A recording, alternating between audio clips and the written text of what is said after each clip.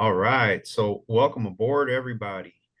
I'm I'm excited to have this webinar today with Skyline, and we're going to give other participants another minute to get in, but other than that, we're going to go ahead and kick it off. Um, Jason is Sure. going to be moderating, so Yep. So I'll he, take over. So good afternoon, everybody. Welcome to today's webinar on what we feel is an important real estate topic, preventing closing delays and some proactive strategies for permits and liens. So we all know real estate transactions can be quite unpredictable, especially when it comes to permits or liens, and they could often cause some pretty costly delays. So we thought it would be a good idea to put this webinar together to give you guys some tools and insights to tackle these challenges early on and keep your closings on track. So having said that, we're excited to have two experts with us today. One is Eric Martinez. He's the Director of Operations at Aruba Permit Services, and Christy Weller, who is the Operations Manager at Skyline Title Support. So they'll share some insights on common permit and lien issues, some best practices, and share some real-world solutions. So in a moment, they'll introduce themselves, just a short bio. And then throughout this, we try to keep this a little bit more of an open forum. So we encourage you guys to ask any questions throughout the session. Just type it in the chat feature and then I'll pass the information along to Eric and Christy to answer it. So we'll also have a little bit of a Q&A at the end if there's time. So just be sure to stick around and hopefully that answers some more of your questions. With that, let's get started. So Eric, let's begin with you. And if you could share oh, a little information about your background. Hi, I'm Eric Martinez, Aruba Permit Services. I've been in the business for 15 years now, working specifically on closing permits and code violations and everything alike. Previous to that, I was actually in the mortgage industry for 6 years. So I have a pretty good knowledge base of what you guys go through and how hard it is to get to closing and have everything aligned. Christy? Good afternoon and welcome everyone. Again, I'm Christy Weller, and prior to joining Team Skyline, I spent 20 years on the closing and title side of our industry, so I feel your pain. In our today's episode of Title Talk Therapy, we're going to take a deep dive into code and permits and explore some resolutions for scenarios that you may come across while processing a file for closing.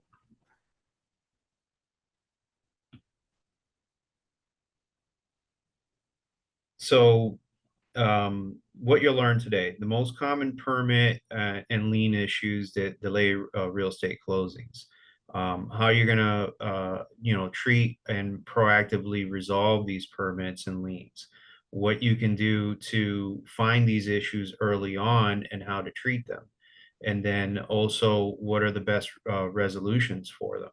So we'll touch on a bunch of different topics, everything we can jam pack in this short amount of time. And we'll also talk about some case studies, some real world experiences, and have you guys, get involved.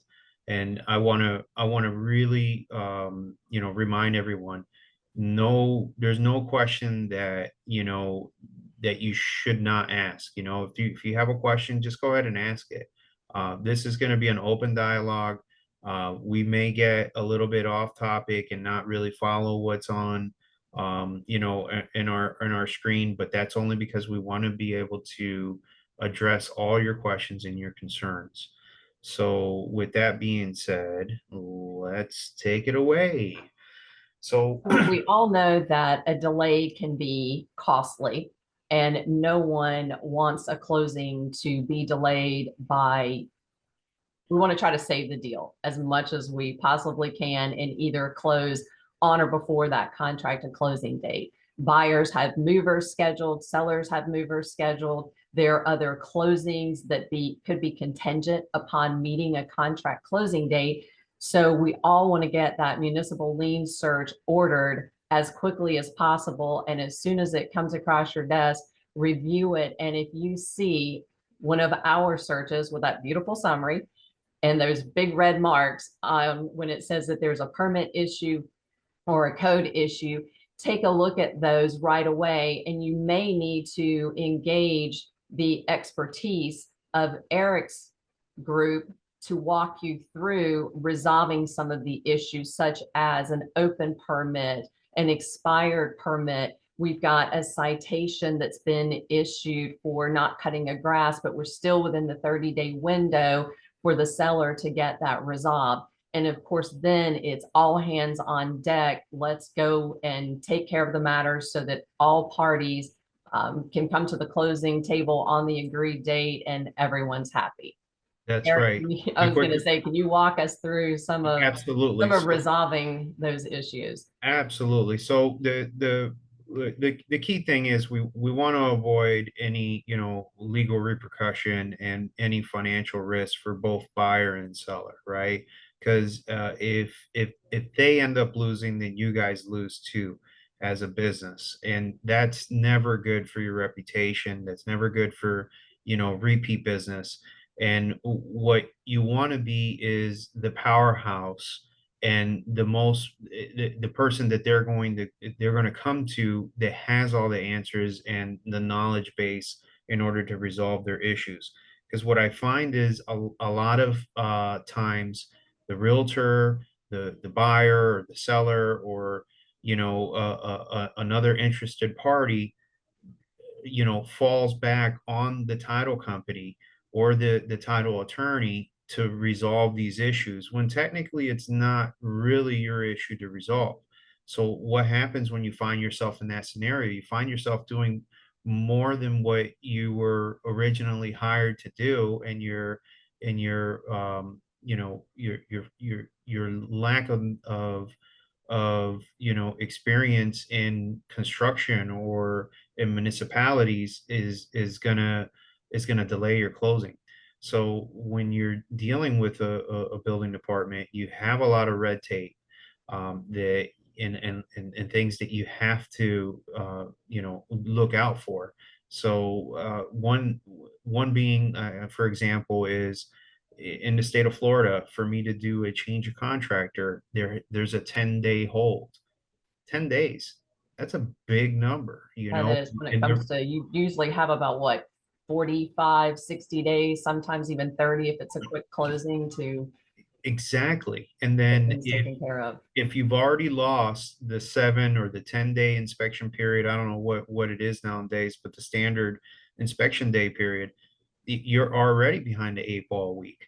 So by that time, if you're ordering your lien search report at that moment, once the inspection period is over, then some cities will take, I don't know how long, but I've heard that some can even take 2 to 3 weeks just to get the municipal lien search back. Am I right?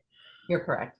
Yeah, so if by that time, if there is an expired permit that I would have to potentially take over, with a 10-day wait period for me to take that over. I mean, you're delaying your closing, you're postponing it, and no one's going to be happy when that happens. So what are some of the strategies in order to prevent that? One is, of course, order your lien search right away. That's the obvious, but there are other things we can do, which we're going to talk about during our trade secrets. But for sure, you want to do the research. You want to do your due diligence, and you want to find out, either from the real estate agent or the property owner themselves, if there's anything that they should be disclosing that wasn't on the purchase contract. You I know, was going to say, Eric, and that's a good, brings up a good point. Sometimes in the contract, the seller's disclosure portion of it, if you do receive a copy of it, you may see on there where a seller has disclosed that they pulled a permit or they possibly added or enclosed a garage and they did not pull a permit or an inspection wasn't done. So we'll touch on some of those scenarios as we move through the webinar. absolutely. So some of the most common problems is expired permits. That's like the number one thing you see. Um, we have right now just in Broward County alone, over 400,000 expired permits. I witnessed this. I mean, this is a common occurrence, but I witnessed this, that some folks will have, multiple expired permits on one property. And an expired permit what that means is that the permit went through all the process of application, issuance, and the permit was never properly closed, and it went beyond 180 days, and that's according to the Florida Building Code. That's when a permit expires, right after 6 months. So at 6 months, it's now an expired permit. An open permit means it's below that 6 month period. Now, you can keep getting extensions on an open permit so long as you're calling inspections. So typically when you have an open permit, meaning that the permit is still active, there's probably somebody working on it. That means that there's, a contractor still doing work, and they haven't called those inspections in for one reason or another. And then Eric, can I ask you a quick question Yes, on yeah. expired permits? We know that those are beyond the 180 days, and I'm just speaking from experience on what I see a lot that come up on our side are the older expired permits. How do we get to those being closed out administratively? Because I know that some municipalities will, just based on age, but you're the expert here. You're dealing with this all the time. So When are the two scenarios when you actually you can make a phone call and get them Mhm. closed out versus Excellent question. we need to take action? Excellent question. So there's something called and some of the our viewers may know this already, but there's House Bill 447, which was a House bill that was signed in order to treat scenarios like that, to be able to close a permit administratively. And what it says is, if it's not a life-threatening issue where, let's say, electrical or a fire alarm or something to that effect, where it's non-life threatening, then the building official has the option. He doesn't have to do it, but he has the option to be able to close a permit without doing an inspection, without, following the regular process and bypassing all of that. But you would have to have a compelling, case on why it's not life threatening, and you would have to also get a hold of that person that's in control. It's usually the chief building official, which are very hard to get a hold of because they're in charge. They're in charge of all the inspectors, the reviewers, the clerks. I mean, they run the entire building department, and that can be as little as 7, 10 people in a small municipality, or over 1,000 people. Let's say Miami-Dade County. So it's there's a lot in order to get a hold of that person. So when you have a permit that you believe you can close out administratively, the best thing to do is to try to go up to the top. And that's part of one of my trade secrets is contact, the right person, or email them. um, a lot of times it's, if it's a tree that got removed, or demolition of a building, um, those would be like non-life threatening. Uh, a driveway maybe, or a sidewalk, something like that, to that effect. But you'll find a lot of times the chief building official will still call it an unsafe. Let's say the sidewalk, for instance. He'll say, well, I don't know if they did it right. There might be a tripping hazard. A child can be skateboarding down the street and he falls, and he Is breaks there his toe. typically an age range on those, like permits 7 years. I was going to say 7 years, 10 years? Okay. Yes, 7 years. If my Pretty much the threshold on. that's Oh, the threshold. So that would be, we're 2025. So anything 2018 or later, that would fall in that threshold. make at But least attempt to make the request. right, but I'll tell you honestly, guys, and this is from my experience, that House bill, I mean, it's as good as nothing. You have to really know the person, and the person who actually took this into Congress and had that House bill passed. There's a long story behind it. But it was actually somebody that was involved with writing laws for the state of Florida, and he ended up getting a violation for tree trimming, and he took it and he used it to his advantage. because he was so upset at the city, and that's how it turned into a bill where you can close out a permit with you know, making a phone call. But again, it all depends where you're at. You know, some building officials looking at it differently, others don't.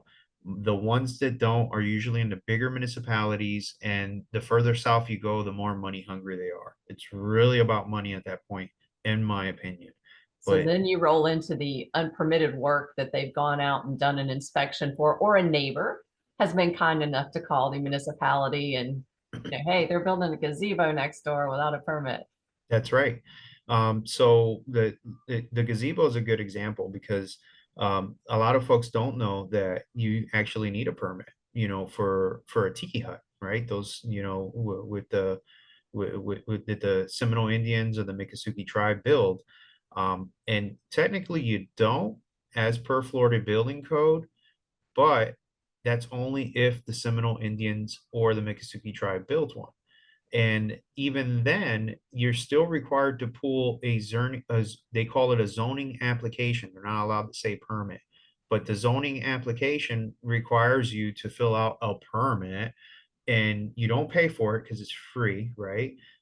Because it's the Indians built it, and they still do an inspection to make sure that you built it in the right area and in the right setback and the right size, because size makes a difference too. You can't have it too big and too tall, etc. But that's a great one. um with And what about dealing with open permits and where we have a contractor that's gone MIA? So when you have a scenario like that, it usually comes down to, and this is typically what I see. Now, it doesn't mean every scenario is like that, but typically what I see is either the contractor had health issues or passed away, or the contractor wasn't paid.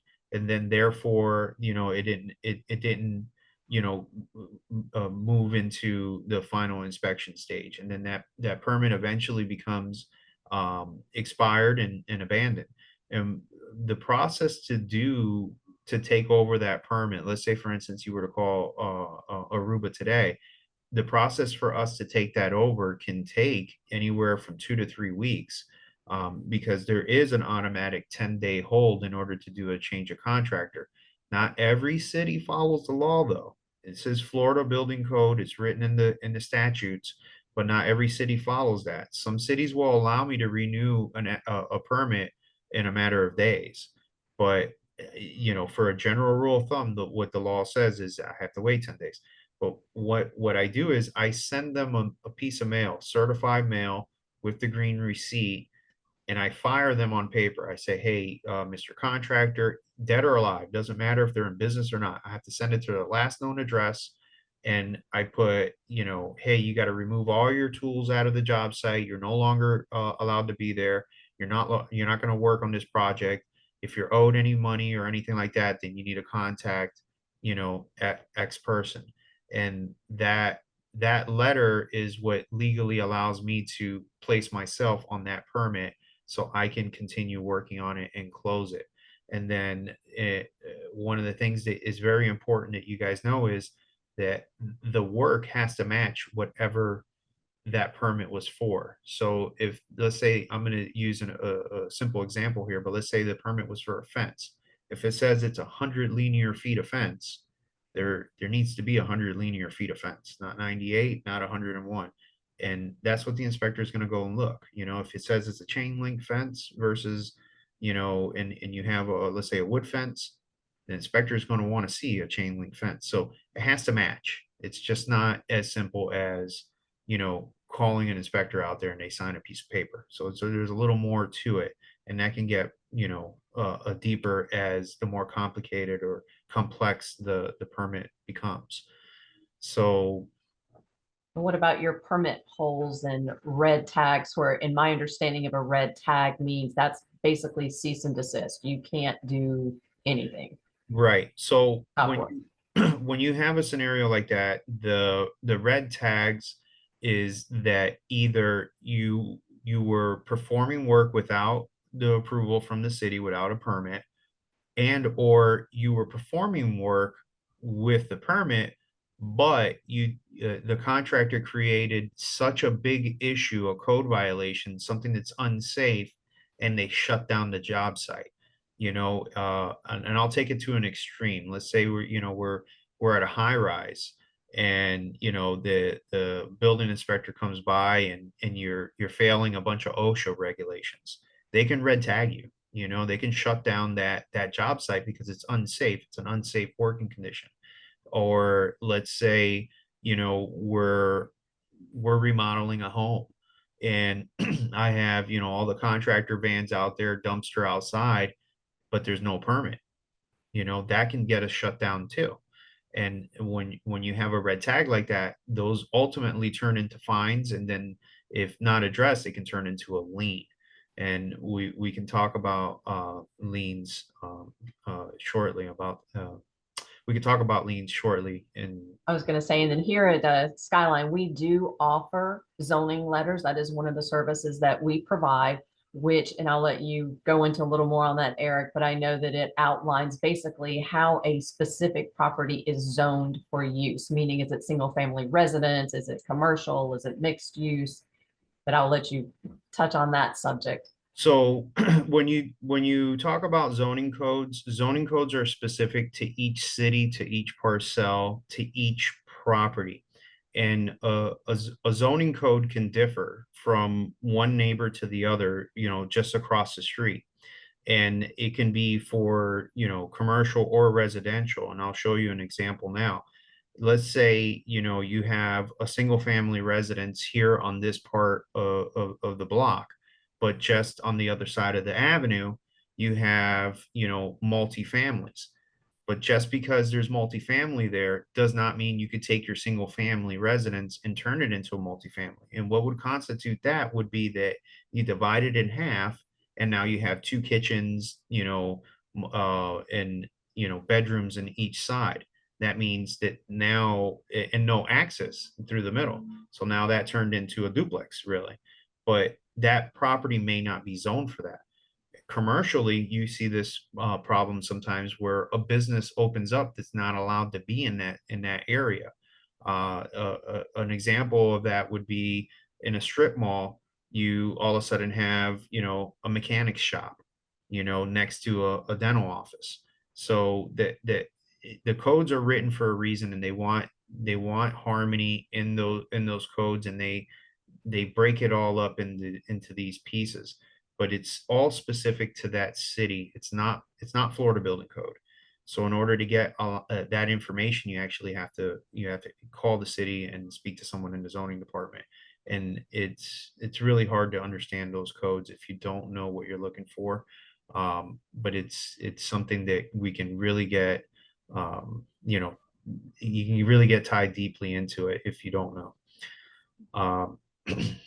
And then what about dealing with the municipal backlogs? We want to prevent any type of closing delays, and we know that getting the lien search ordered in a timely manner and identifying any issues. But then once we've identified the issue, what are some of the delays or nuances that we need to be aware of when it comes to resolving permit and code issues? So the very first thing is know the process. Know what city you're in, because you're gonna have cities that are gonna change their processes ever so slightly, that they don't operate the same, or they're overwhelmed with the amount of business that they're handling, and they can just take a lot longer.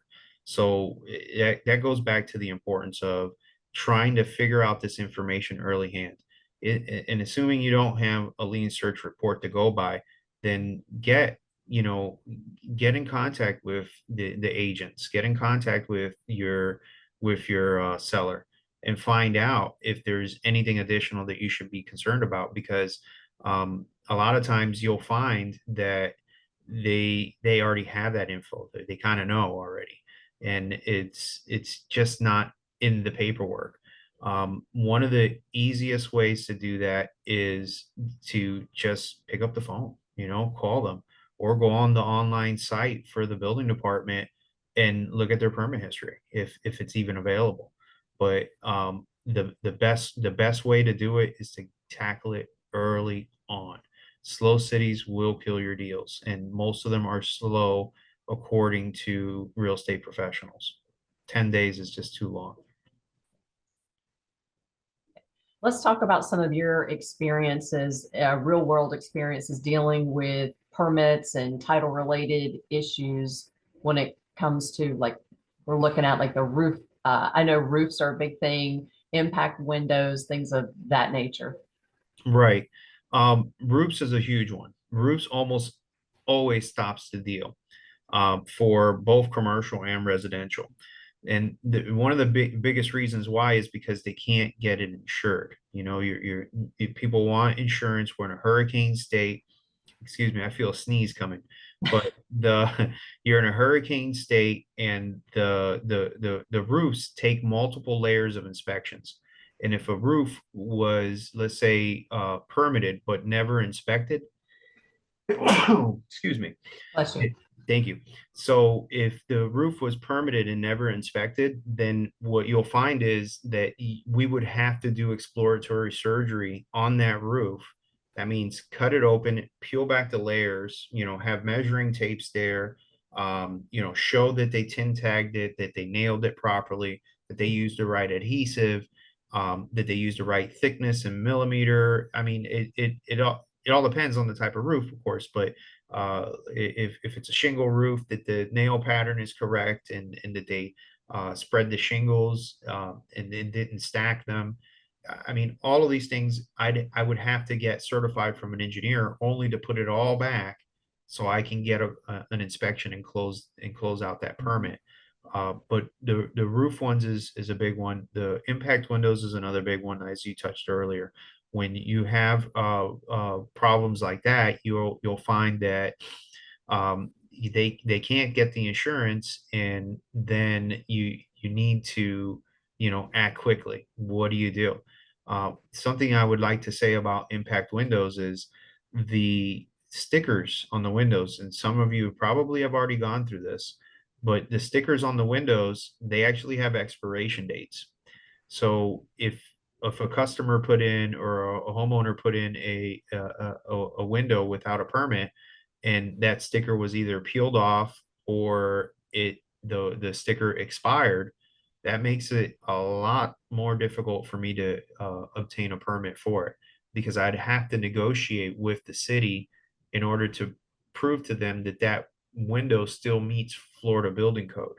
The code. And that's another, I think a good question is when you come across a permit that's expired and you're going to step in and it was pulled 5 years ago.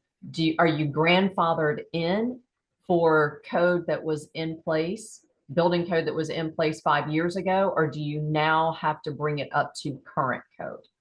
That is an excellent question, Christy. Okay, so the way it operates is, if you have a permit and the permit went through all the process, that means they applied for the permit, they submitted their plans, it went through the review process, and that permit was approved and then issued. And the contractor, for whatever reason, just didn't call the final inspection.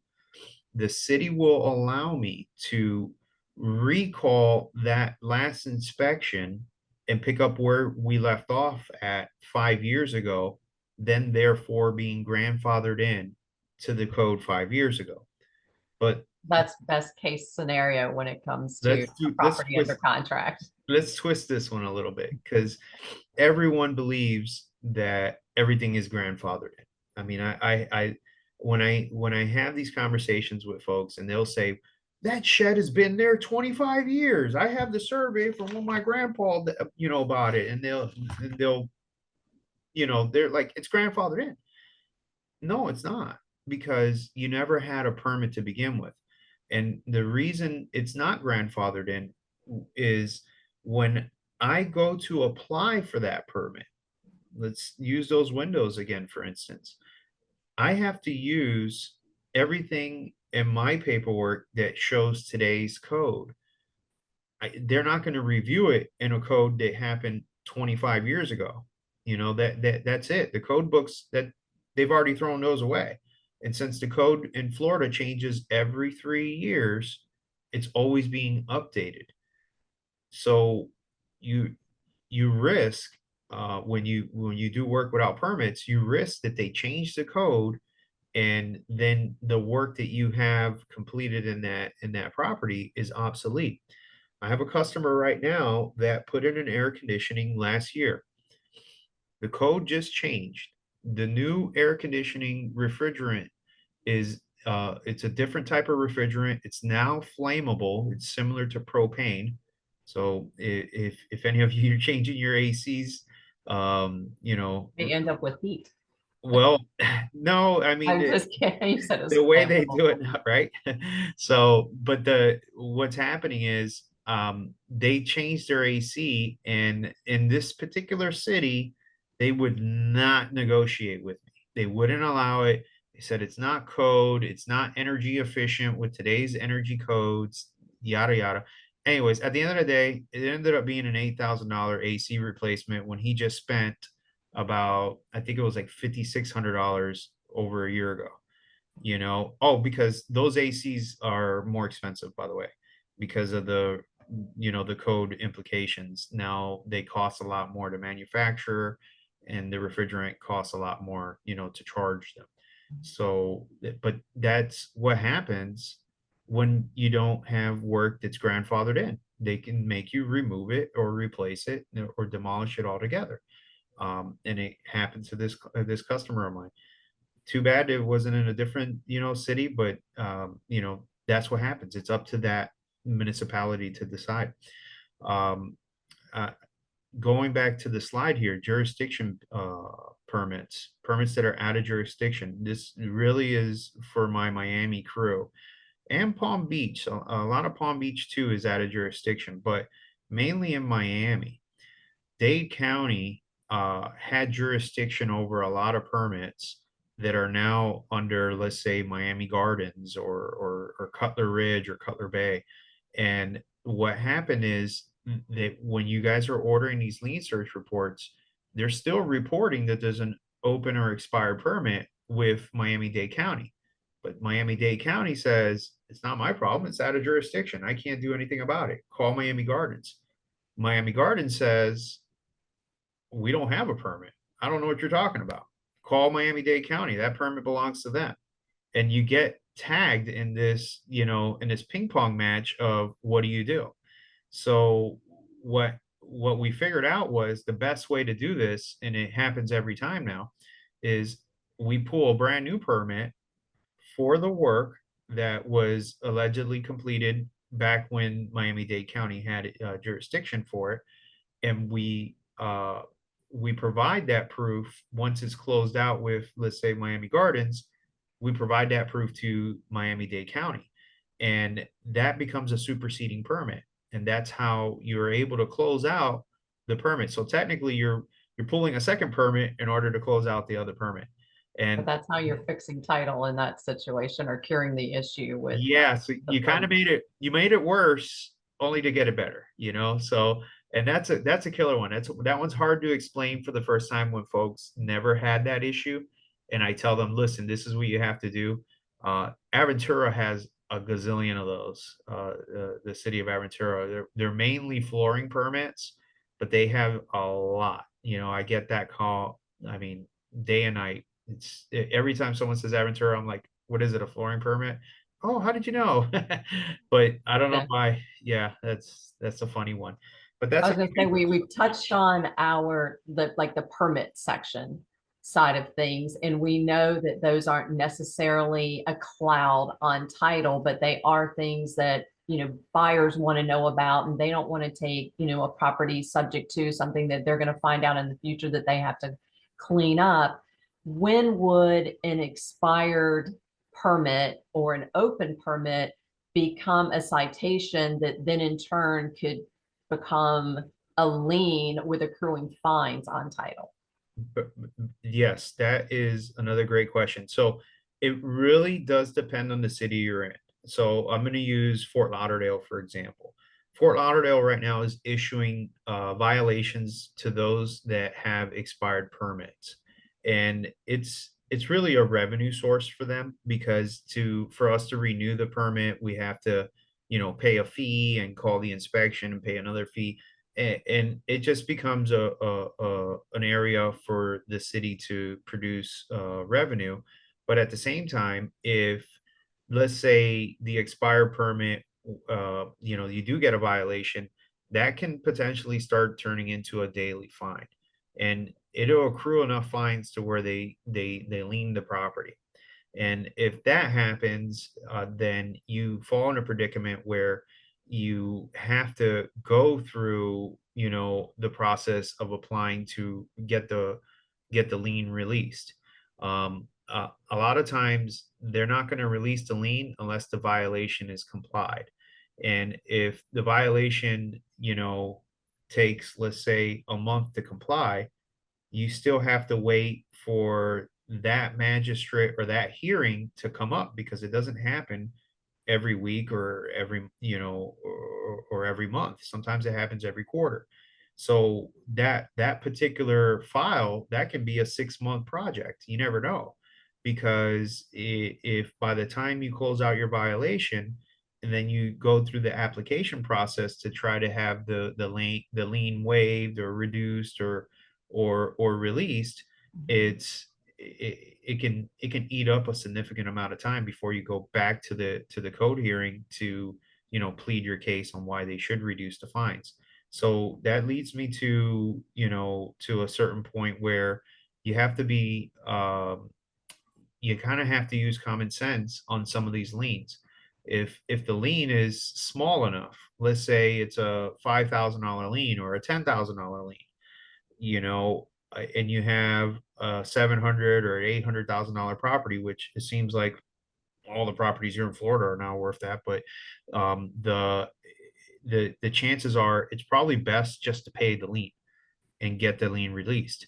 And even that can take you 30 days before they get the money, and then they record the release of lien. That can take you, X amount of time. So even that doesn't move fast, even if you just paid it. But sometimes it's not worth going through the lien negotiation. But I can help you guys individually for those that might have that, and I can give you that advice, because there are many times where I tell the individual, like, hey, this one's not worth it. By the time, you either pay an attorney or you pay us to negotiate it to only get it down by 50%, you already spent $5,000 to only get it reduced 5,000. It doesn't make sense. Now you're back at the 10,000.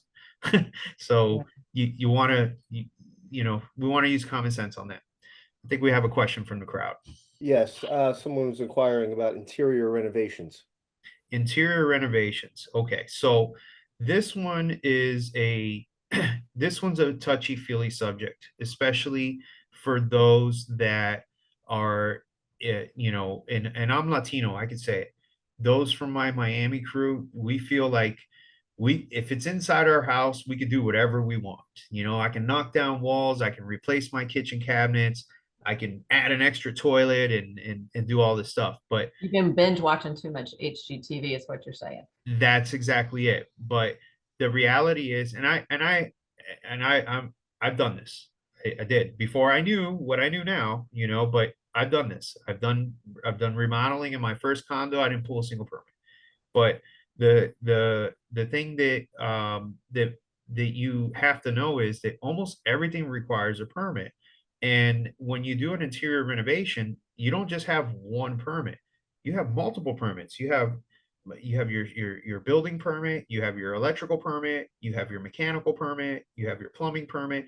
I mean, you have a multitude of different permits depending on the complexity of the job, that all those aspects need to be inspected.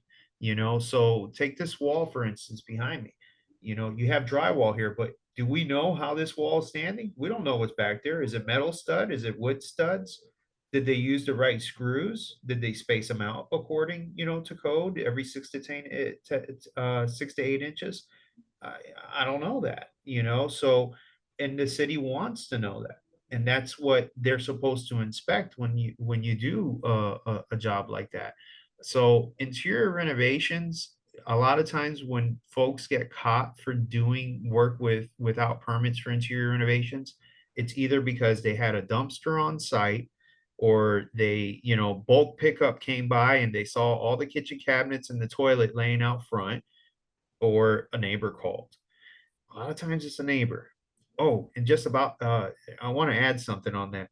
It is now law that if you do call code compliance to snitch on your neighbor, you have to give them your information, and You can't remain anonymous. you can't remain anonymous. And that was part of one of the last bills that just passed. I don't know the number on that one, but you can't remain anonymous. You have to give them your name, your number, your address, and it's public knowledge. So Interesting. yeah. So a lot of the code violations kind of went down with that. So we all know, we touched on before, and I am going to go under the assumption that we've all been in title for at least a year. And we know, in order to clear your chapter 159 off of your final title policy, you're going to order your lien search. So that is definitely the best way to be proactive about identifying any code issues or permit issues. And then once you have that report back, then it becomes, okay, which way do we go? Are we, is this something that a seller can easily remedy? Or do we need to engage an expert such as Eric? And I will let him take it from there regarding comparing your listing to your property appraiser sketch, how many bedrooms, etc. Right. So the property appraiser is not always accurate, but it is a good way to measure the temperature of the condition of that property, as far as the layout goes, the bedroom bathroom count goes, or the square footage goes. So I'll show you an example. If you have, let's say, a 3-2, or I'm sorry, you have a 4-3, and property appraiser says it's a 3-2, that's a red flag. You don't need a lien search for that to be identified. You don't need to call me. You don't even have to talk to anybody. These are things you can do on your own to proactively find these issues and try to resolve them if they even are an issue. You'll find a lot of times that the property appraiser and the MLS listing or the contract will snitch on themselves. And if you just compare the two, and it takes minutes to do, you'll be able to identify some of those issues. Square footage. I find sometimes that the square footage under air count versus the square footage of what the MLS listing is saying it is, are usually skewed. They're usually different.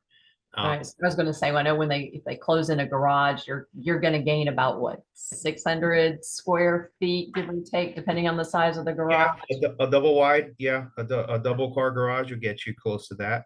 Okay. So that's now being considered under air. Now, Correct. a lot of you guys, the real estate, the realtors, they get to go on site, but some of these things can be looked at on pictures. I mean, there's so many times where I get a phone call, I go right to Zillow, I look it up, and I look at the photos, and all of a sudden I see a step down. What's that tell me?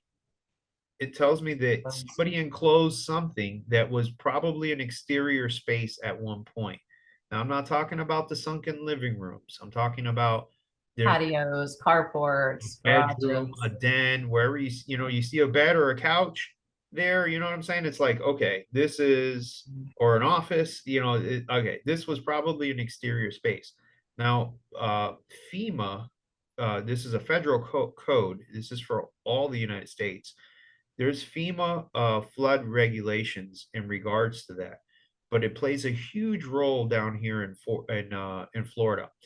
The reason why, because we get floods, right? So we get a lot of rain, and we're supposed to be 5 feet above sea level on a house at minimum, but the finished floor elevation for, let's say, a garage, if you enclose it, has to be equal to the main part of the home or above, or 18 inches above the crown of the road. And that's when they'll allow you to enclose it. So I have a property right now, they enclosed their back patio. I don't know what they did. I don't even think they enclosed it. I think they just built a whole addition, but they built it on the ground level. So when you open the rear door, you're automatically at the same level the patio is, which is a flood concern. But it just so happens that they're 18 inches above the crown of the road. The crown of the road is in the front, in the street. You have a peak. All roads do that. You have a peak right there in the middle, and that's to allow the water to go into the swale, into your driveway. So if you're 18 inches above that peak, then they'll let you enclose your patio and or enclose your garage without having to raise the floor. Right, floor.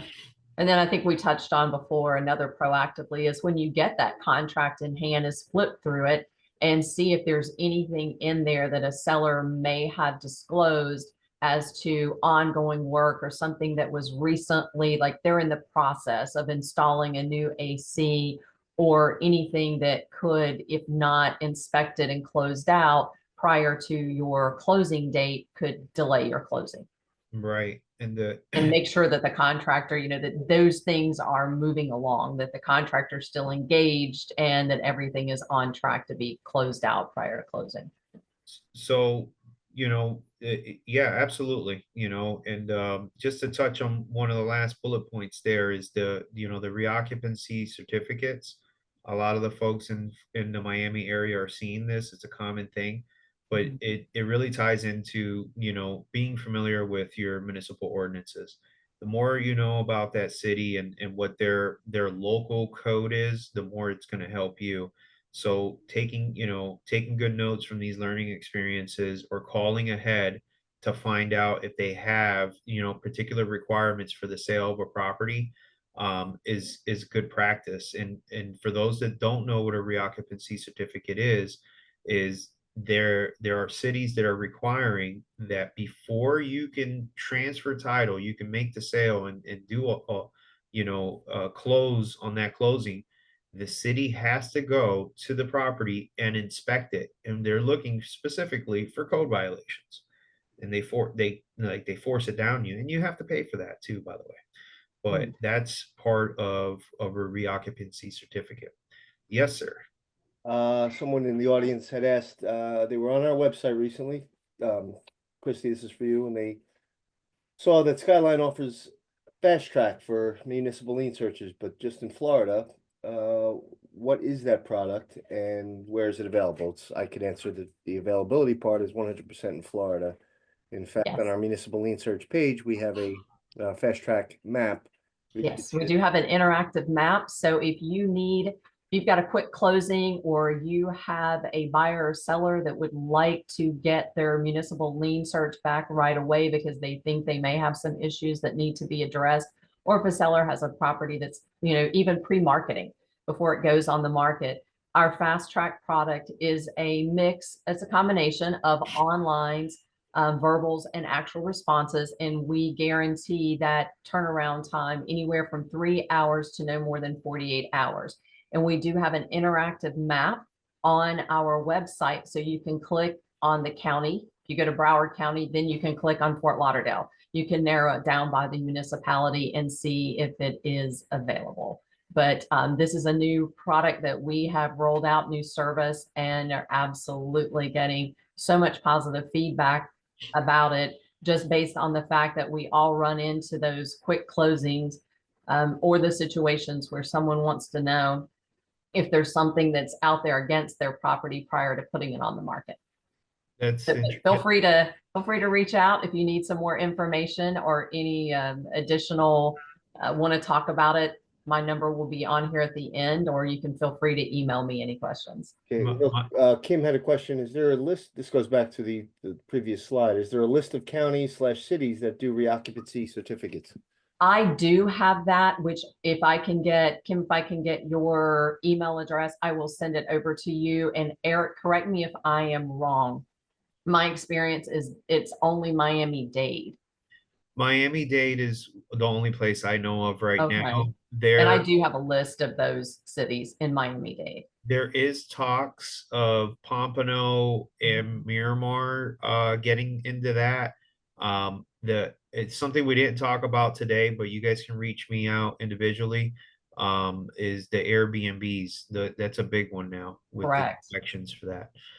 Um, but yeah, absolutely. And you should have said something about that fast track. That's something really good that you can that you can use right away. I didn't know It, that it that was is. even It's a available. phenomenal product. It's Yeah, a time saver. And, like I said, when speed matters, give us a call. We'll make sure it gets taken care of for you. yeah, for sure. That's probably first thing. Do the fast track then, Yes, because that's information right at your fingertips correct. for Within sure. no more than 48 hours. So I want to I'm going to discuss a couple of the trade secrets. We kind of already gone over them. It's really meant to try to help expedite the process. They don't always work, but these are things to just get the marbles out and try to speed things along on your own without having to call a professional like me, because these are things I do myself, when you guys do call me. And then of course, any questions, guys, just ask us, call or ask Jason, and he'll read it out to us. And if you guys have any experiences you want to share, please let us know, because this is a community and we're all here to help each other. We're not in competition. We want to help others progress and learn from each other's experiences, because that's what we're here for. We want to learn, and I can learn too. I don't know everything. I don't claim to know everything. But I can certainly learn from other people's experiences as well. So reviewing your results, that's really a simple thing, is looking at what you're being sent and crunching that with your permit history. So the way you order a permit history is probably a little different than when you order a municipal lien search. The permit history is usually done directly with the municipality. And what happens is you're going to get a history of all the permits, closed ones as well, and you can crunch that information with what you're being told is an open or expired permit. The city is by no means smart nor going to help you in any way do these things. So what they're going to do is they're just going to send you the information. So I'll show you another example, roof related. You have an expired roof from whatever, the Wilma days, 2007, and that permit was expired, but the person just did a re-roof last year. How do you close that 2007 permit, Christy? Superseding permit with the new one. Bam, easy. Quick study. Administratively closed out. So it doesn't cost you any money, nothing. Maybe it'll cost you a few dollars, but it can be done. It's simple. Um, Getting all that permit history is probably the safest thing to do. Contacting the previous contractor, that's something that you can do as well. Just contact the previous contractor, find out what it is. Why did the permit get abandoned? Is he owed money? Okay, maybe you need to marry those two people together and say, hey, all right, I know you don't like him. I know he didn't do a quality job, but you owe him $1,500. Just pay him and he'll close your permit out. It's going to be a lot cheaper and faster to do it like that. There's no 10-day wait period. I know it gets me out of the deal, but it's an easy way to do it. I have a question. Well, it's a question and a comment. Lisa had said that she learned that the city of Miami only has from 2019 forward available online. So if there are no NOCs, you'll have to order microfilm. Yes, that's true. So, and ordering microfilm is like pulling teeth from that city. You have to go there personally. And at that point, I would say you're going to have to hire me to go out there and go do it. And even I struggle with a city like that. They're just tough. Go ahead. And Christy, just Emmanuel has a question. Excuse me. How is the fast track search different from a regular lien search besides the speed? It's no different. You're still getting your utilities, your taxes, your code information, and your permit information. So it's not watered down. It is backed. We have a $2 million E&O that's backing all of our products. So you are covered by the same coverage that you've always had ordering your lien searches from Skyline. Same product, just faster. Thank you. Fantastic. So going back, shoot us some more questions, guys. I'll be more than happy to, I was gonna say, does we don't any- have to end it now. No. It can keep going. I got all I day. called it title talk therapy. Does anyone have a situation that they're working on now, or one that they've recently had that it was just a headache, or anything they want to share dealing with permits or code issues? Right. If it's a nightmare, we want to hear about it because Definitely. We I got love the horror stories. I got plenty of those. So contacting the chief building official, that is one of the holy grails of getting things done. Because the chief building official is chief for a reason. And I'm not saying they all are helpful or easy to get a hold of, but when you do get a hold of that right person, they tend to have common sense and they tend to be a person, they own property themselves and they will assist wherever they can because they're people. So as long as you're not dealing with the frontline crew, and the frontline crew is the person that you see at the counter that's making a low, hourly wage, and they're just there to do their 8 hours and get in and out, and they're not taking any of this burden with them home. Once they punched out, they don't care what happened if your deal fell apart or anything. But the building official is a little more, helpful in that regard. So that is usually a really good number to have, especially if you're working in a city like, let's say, Miami.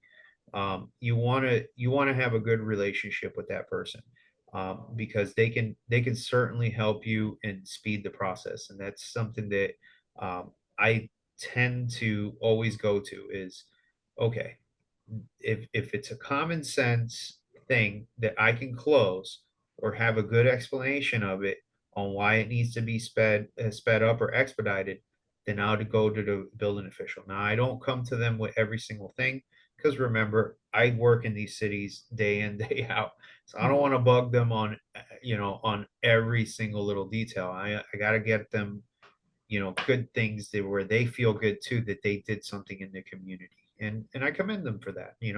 I give them reviews, believe it or not. I'll even go on Google and give them a review.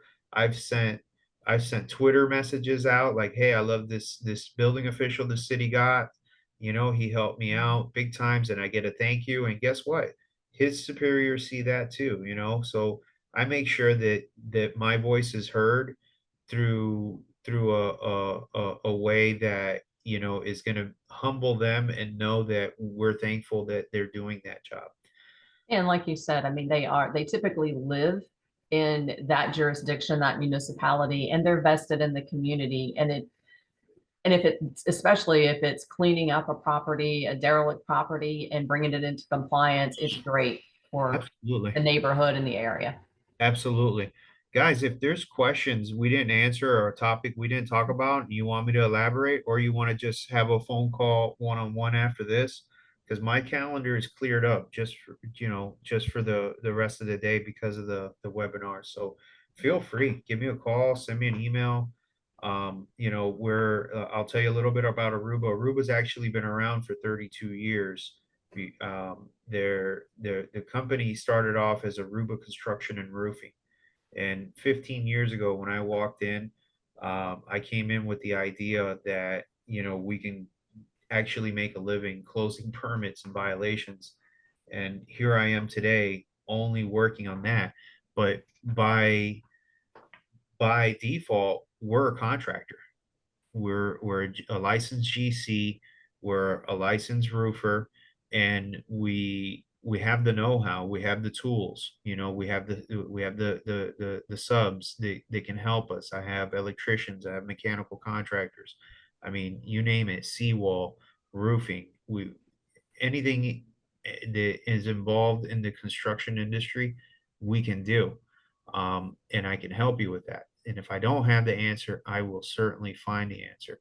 So feel free, give me a call. And Christy, I can tell you right now, I've been working with Christy. I think I met Christy when I first started, actually. So You did, I think it was like yeah. what, 2014, 2015. Yeah, you know, she did a good job, you know, interviewing me and teaching me the ropes so with the lean search reports, because I was green as far as how much things you guys do, you know, and the lean search. Yeah, and it did. It became a need in our industry, as you know, all title people are aware. We're always coming across expired, open permits, and we're kind of, our hands are tied. And a lot of times the realtors who are the title agents and attorney offices, that's their client. They look to, you know, the title folks handling the closing as the experts. So we have to, you know, you have to come up a quick learning curve, and be that source, that resource that they lean on.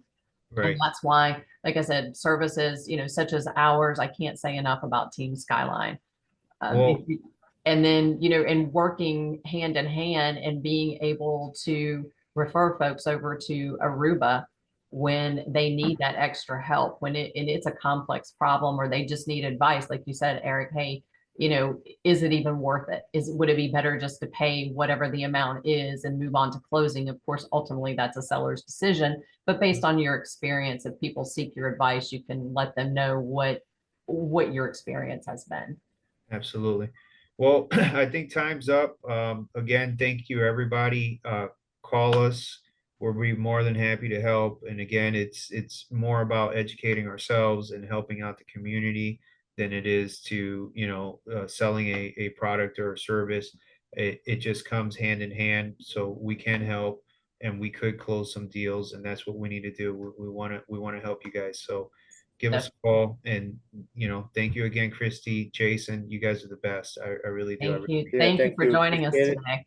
Thank you for everybody for attending. Eric, thank you. Christy as well. And again, we'll send a follow-up email with a lot of this information. So Yes, and just let me know, send me a quick email and I will shoot over the list of the Miami-Dade cities that do require the inspection for a reoccupancy for got any it. sale or transfer. Okay, great. Absolutely. Thank you, everybody. All right, Guys, thanks, guys. bye.